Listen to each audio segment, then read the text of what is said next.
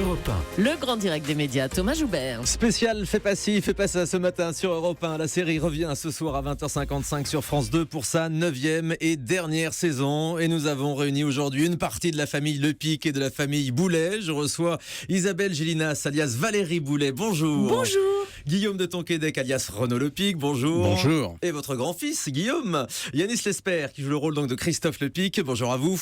Bonjour. C'est donc l'ultime saison de Fais pas ci, fais pas ça. Comment est-ce que tous les trois vous l'avez abordé? Déjà, à quel moment il a été décidé que la série s'arrêtait, Isabelle Gélinas? On savait en attaquant la 9e saison que c'était la dernière. Donc évidemment, au cours de ces 8 précédentes saisons, on avait déjà pris beaucoup de plaisir. Mais là, il n'était pas question que chaque jour ne soit pas une fête absolue. Et on a vraiment profité d'être ensemble à fond. C'est-à-dire, quelle était l'ambiance sur le tournage pour le dernier épisode, Guillaume de Tonquédec? C'était plutôt une ambiance morose ou plutôt joyeuse?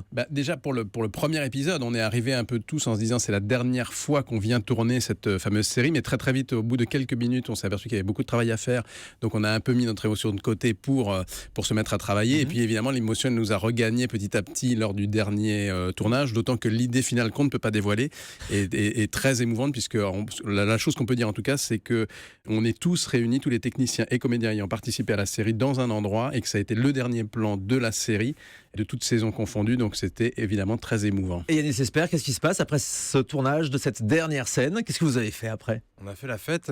On a fait un... Vous vous en souvenez encore? Ouais, on s'en souvient encore. On a d'abord un petit peu pleuré. C'est vrai qu'on a pas mal pleuré. Pas mal pleuré. Ouais. On s'est beaucoup embrassés. On a chanté des chansons, et puis il y a eu des petits discours, et moi j'ai fait une parodie de Fais pas si c'est fini sur l'air de Capri c'est fini, et voilà, on s'est bien amusé. Ouais, J'espère qu'il y a des images de tout ça. Malheureusement, il y a des images. Ça pourra donner lieu à un très beau documentaire. Alors, est-ce que c'est une décision collégiale de tout le monde, de la production, des comédiens, de la chaîne, d'arrêter Fais pas ci, fais pas ça, Isabelle? Oui, je crois que c'était une idée partagée par tous, de ne pas faire la saison de trop. On avait quand même bien tourné, retourné toutes les situations autour de la famille. Les enfants sont devenus grands. On fait des sauts dans le temps dans cette dernière saison, donc on voit aussi les événements les plus importants de nos deux familles. Oui, c'est ça, la saison elle va se dérouler sur 10 ans. Voilà, il y aura c'est ça. dès la semaine prochaine un épisode qui se passera en 2022 avec le mariage de votre grand-fils. C'est ça. Elliot. Et les 2 derniers épisodes qui se passent en 2026. Voilà, En donc fait, 10 ans plus tard. c'est l'une des idées très bonnes de Thierry Bizot, l'un des producteurs, créateurs de la série, qui a dit: mon seul regret en arrêtant Fais pas ci, c'est de ne pas tourner des épisodes qu'on aurait tourné de rêve, et dont le mariage d'un des enfants par exemple. Et il a dit: mais on va s'affranchir de ça, on fait ce qu'on veut, finalement on est libre. Donc il a pris cette décision de pouvoir faire des sauts dans le temps, avec notamment, nous serons dans une dictature verte avec Nicolas Hulot au pouvoir, donc ne cherchez pas, ce sera ça l'avenir. C'est de la fiction, on le rappelle.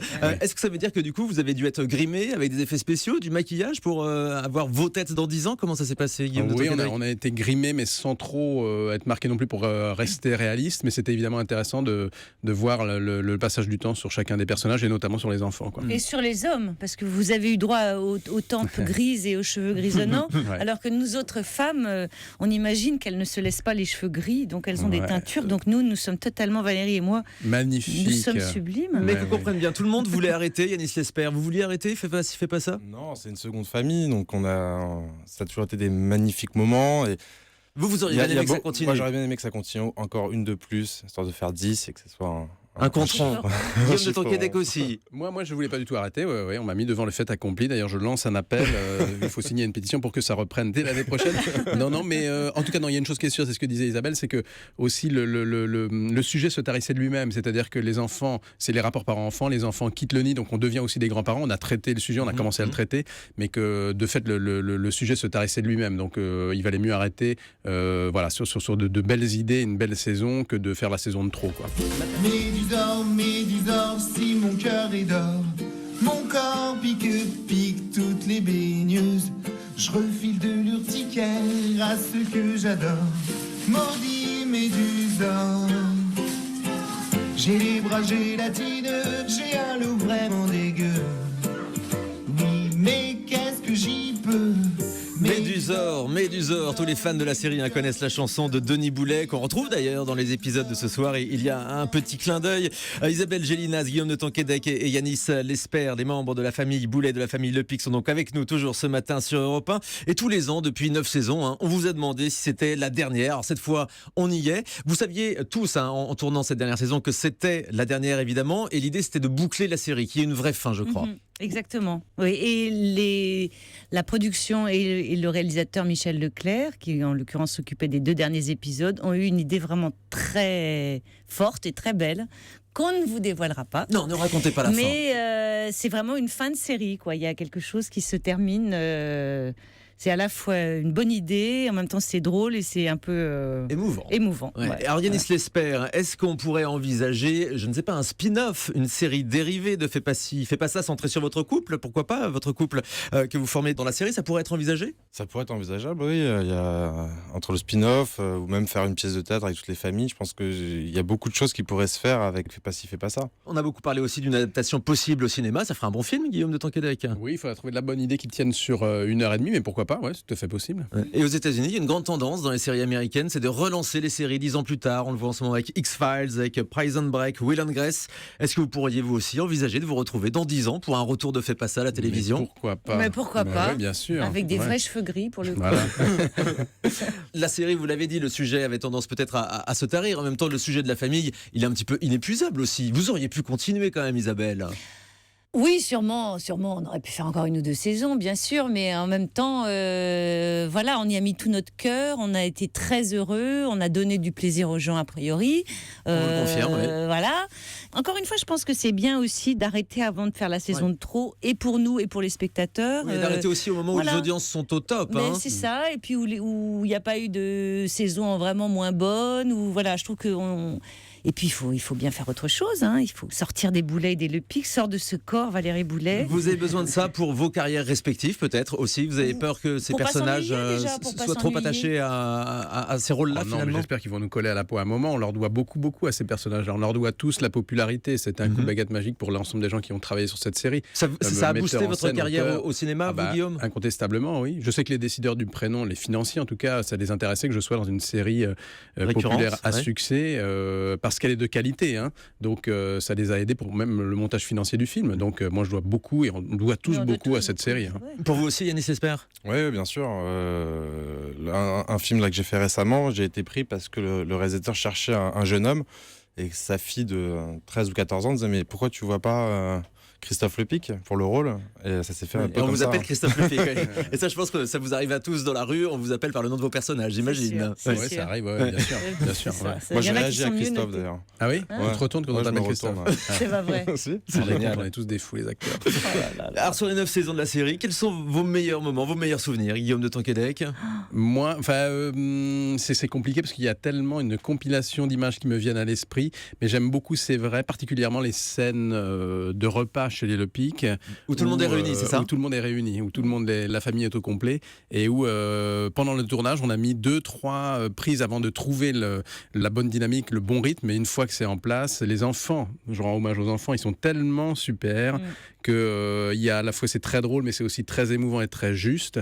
Donc c'est vraiment des souvenirs d'un immense plaisir d'avoir à tourner ces séquences-là et d'immenses fous rires aussi, hein. Isabelle, quand les familles se mélangent, ça aussi, ce sont des bons souvenirs? Ah oui, bien sûr, plus on est de fous, plus on rit. Mais moi, déjà, si vous voulez, quand Tiphaine, ma fille, donc Alexandra Gentil, quand Tiphaine a quitté la maison pour se marier avec ce grand escogriffe, déjà j'ai pris conscience à la saison d'après qu'elle ne serait plus tous les jours à la maison, forcément, et donc que les scènes seraient sans elle beaucoup. Et déjà j'avais un manque, donc c'est pour vous dire que oui, plus on est de fous, plus on rit. Et c'est vrai que les scènes où on était mélangés, Lepic Boulet, dans ce joyeux bordel, c'était assez joyeux. Et ça donne des moments effectivement assez savoureux. Alors ce qui est génial dans cette série, c'est qu'on a vu tout le monde grandir, hein. La série elle a commencé en 2007, ça veut dire Yanis, à l'époque vous aviez 17 ans, vous en avez 27 aujourd'hui. Votre personnage il a forcément aussi évolué avec l'âge.